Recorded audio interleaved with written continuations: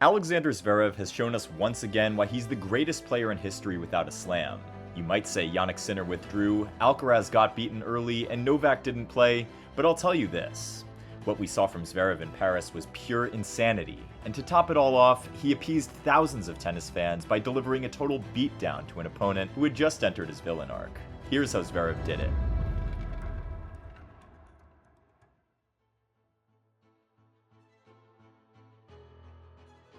Zverev entered Paris looking to seize the second spot on the ranking from Alcaraz. Facing a familiar foe in Greek sport, an opponent who he'd already beaten 3 times this year, Sasha knew exactly what he had to do in his opening match. He was just going to serve lights out, play first strike tennis, and then bully Greek sport on the backhand-to-backhand exchanges when he had the chance. That's literally how it played out. Sasha was able to draw out mistakes from Greek sport, who made twice the number of unforced errors. And as we've come to expect from Sasha, he had a solid 86% win percentage on his first serves throughout the match. With neither player able to break each other in the first set, it came down to a tiebreak, and Sasha raised his level to take it. We then saw more clutch plays from Zverev in the second set. He broke Greek sport at the first time of asking in the 6th game of the second set and never looked back. In the end, a straight sets victory in 92 minutes. After the match, Zverev said it was one of the fastest courts he had ever played on and that he had to find his rhythm in the beginning. Yeah, I mean, it's probably one of the fastest courts that we play on during the year. But when Sasha faced home crowd favorite Archer Fils in the round of 16, there was no shortage of drama, and revenge was on the menu for Zverev. You see, I don't know if you remember, but things had gotten a little spicy in Hamburg. We saw the shenanigans and the frosty handshake from Zverev, coupled with some saltiness for good measure. Fils ended up running away with the title after beating Sasha in front of the German crowd. I vividly remember seeing Fils hit shots through Zverev on clay, and I was like, what's going on here? Fils also saved 21 out of 22 break points against Sasha, so you probably understand why the loss hurt a lot. But what better way to respond than beating Fils in front of the French crowd? It wasn't easy though. Fils came out guns blazing and was matching Zverev's power from the baseline. Zverev took the first set, Fils then forced a decider after returning the favor in the second. With both players slugging it out in the third, this controversial moment from the umpire ruined the party with a terrible call. Fils hit a serve that was inside the baseline. The umpire called it out. It wasn't even close, and the umpire admitted that he missed it. Fils ended up winning the point, but then he lost focus and ultimately lost the game to get broken after making 3 unforced errors. I think that the call lingered on Archer's mind a little longer than necessary, and he just couldn't let it go. Zverev then looked to wrap things up, but dug himself a hole while serving for the match. The German, however, managed to crawl out, saving 3 break points to seal the deal after 2 hours and 8 minutes. I might be doing a deep dive on Fils. His explosiveness out of the corners is out of this world. I followed his title runs in Hamburg and Tokyo, and I've been looking a bit more at his game. He's a legit top 10 player at the very least, and I think he might get there next year. But anyways, back to Zverev. He hit 16 aces throughout the match, and again, his serve was the major differentiator right here. Now through to the quarterfinal, Zverev was up against Tsitsipas, who was looking for a miracle to make a 6th consecutive appearance at the ATP Finals. Tsitsipas had the superior 10-5 head-to-head, but his form in the last couple months made it clear to us that the Greek needed something special to pull off a win. Zverev had now made it to his 31st Masters 1000 quarterfinal, and with Alcaraz losing to Ugo Humbert, Zverev knew that he could move up to second place. It's crazy to think that 3 years ago, the Zverev-Tsitsipas rivalry was seen as one between 2 future slam winners. Yet somehow, neither of them have quite managed to get there. Anyways, it was yet another flawless performance from Zverev. He held his own on the forehand-to-forehand exchanges and wasn't giving away short balls to Tsitsipas. In addition to the already familiar loopholes in his game, the backhand and the backhand slice, Tsitsipas failed to get the most out of his serve, and he was punished for it. But for Stefanos, it was the end to a disappointing 45-22 season and a finish outside the top 10 for the first time since 2018. Zverev was up against Holger Rune in the semis, a player with a love story in Paris. Rune had just come through a tough 3-setter against Alex de Minaur in the quarterfinal to prevent the Aussie from an automatic qualification to Turin. Besides, we'd been seeing some upside to Rune's game post-US Open, so I knew this match was going to be a hit. Turns out I was wrong. Rune seemed to be pushing a lot instead of taking the initiative. He would throw in some ultra-aggressiveness into the mix, which is exactly what I touched on in the deep dive I just made about him. You can't expect to play passive tennis against someone like Zverev and still get away with it. Rune was pushing backhand after backhand on the cross-court exchanges against someone with one of literally the best backhands on tour. On top of that, Rune was a disaster at the net, winning only 47% of his points. We only got to see some sustained levels of aggression from Rune when he was down a set in a break. Zverev eventually got right though while trying to serve out the match, and he then took care of business in the second set tiebreak, 6-3, 7-6 your final score, and with that, the 2020 finalist in Paris had returned to the same stage. But the man waiting for him wasn't planning to take any prisoners.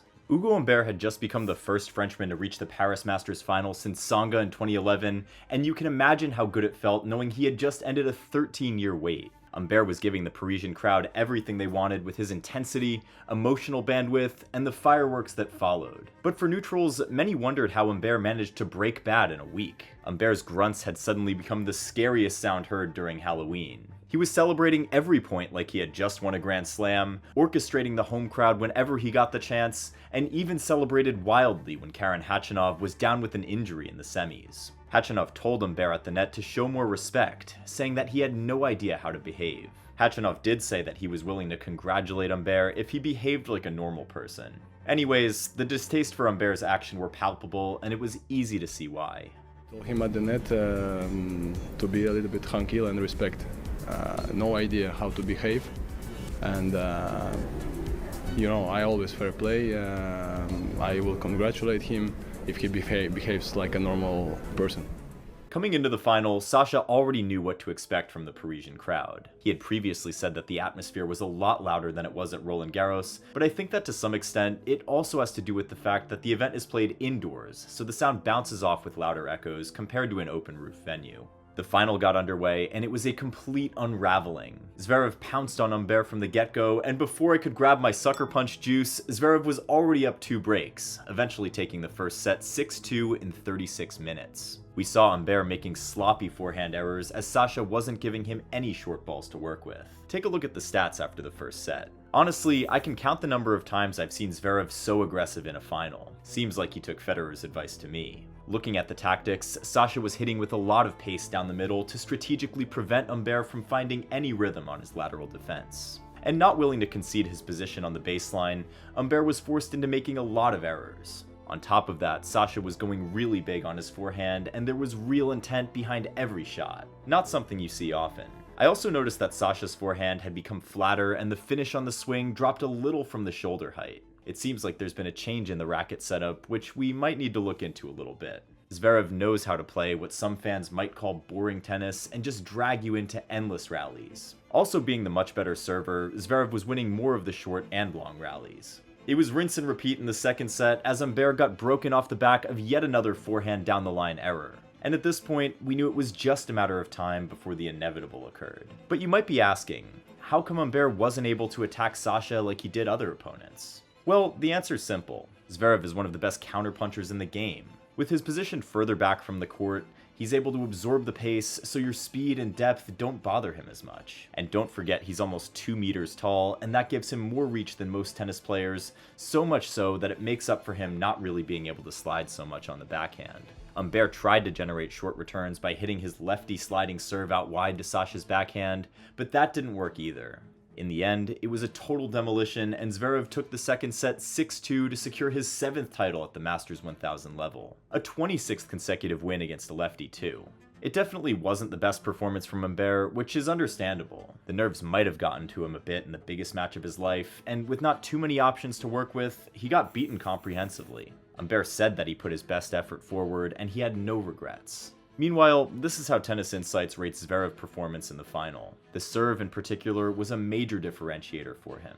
And if you knew the Zverev of old, you'd probably remember that his second serve was one of his biggest weaknesses. Sometimes you would see him decelerating a lot and serving around 80 miles per hour, making it easy for the opponent to attack his second serve. But on Sunday's final, we saw a totally different Zverev with a second serve average speed of 109 miles per hour. He was really going for it, wasn't he? Here are some of the impressive numbers behind Sasha's win in Paris. Zverev now leads the tour with the most match wins this season at 66. Yeah, you heard that right. He's won more matches than Sinner this year, and it's a career-high number of wins for him. He also became the first German man to win the Paris Masters since Boris Becker in 1992. 31 years since a German man last won the tournament. It's Zverev's 7th Masters 1000 title and the 2nd this season, and this is where he stands among players with the most Masters 1000 titles. For the first time in 21 years, no member of the Big Three will be a Masters 1000 winner. Zverev has now won 5 different Masters 1000 tournaments. Madrid twice, Rome twice, Montreal once, and Cincinnati once. It's his 23rd ATP title and his first hardcourt trophy above the ATP 250 level since he won the Nitto ATP Finals in 2021. And yes, he's now back to the number 2 spot. Zverev's win in Paris serves as a gentle reminder that it's going to take a lot for the German to not have many more chances at a major. In the Zverev deep dive I did earlier this year, I talked about how he made some changes to his serve to reduce his double fault rate and get more serves in. Let's start with his toss, which he's lowered significantly.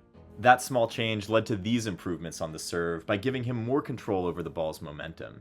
Looking at Zverev's season so far, the best word to describe it would be consistency. Take a look at his performance this year. He didn't have too many bad losses, and a couple of the poor results came at a time when Zverev wasn't 100% health-wise. Zverev is a beast physically, and we often forget that he's a type 1 diabetic. He was diagnosed early in childhood, and it's crazy to think that his career could have been over even before it started. You rarely see him calling for the trainer because of cramps, and he's not one to retire from so many matches due to fitness issues. Looking back at his career-threatening ankle injury 2 years ago also makes you appreciate just how much work he's put in to return to this level.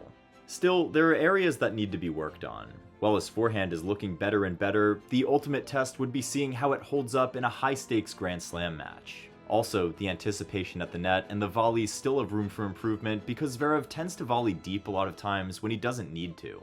Zverev's style of play minimizes the risk for error while maintaining a relatively high level of tennis. You'd bet that if you ask Zverev to choose between hitting winners and not making any errors, he'll probably choose to not make any errors. Now, it goes without saying that Zverev has the chance to get a big result at the ATP Finals. He can play under those conditions, and as long as he doesn't return to the passive version of himself, he's going to get a big result in Turin, and I could even place him ahead of Alcaraz in my power ranking for the ATP Finals, just because the court speed and playing conditions affect Alcaraz more than the other guys. The court pace index for this year's Paris Masters was 46.3, making it the fastest hardcourt Masters 1000 of the year. Alcaraz was caught off guard by the speed of the surface in Bercy, and although he has more time to prepare for Turin, he's still not known for playing his best tennis on fast indoor hardcourts. This is a graph showing the court speeds from almost a decade ago. Paris was clearly one of the slower surfaces, and we all knew Shanghai to be the fastest. 10 years later, though, the speed in Paris is almost twice more than it used to be. Knowing that the players aren't necessarily briefed about the exact changes in court speed and balls, it's easy to see why Alcaraz, Medvedev, and a few others have complained about the changing court speeds this year. It is the fastest court in the Master 1000 probably on the tour right now. This is crazy. I don't know why they do it. But over to you guys. What do you make of Zverev's title win in Paris and the changes in the court speeds and how it affects players? I'm eager to hear your thoughts. If you like this video, be sure to like and subscribe. It's always great seeing you back here on the channel. A huge thanks to our sponsor SuckerPunch for making this video possible. I personally am a huge fan of the hydration shooters, and they help me recover during my time on and off the court. If you haven't tried them yet, click the link in the description and use my code Courtside-Punch for 25% off your order at checkout.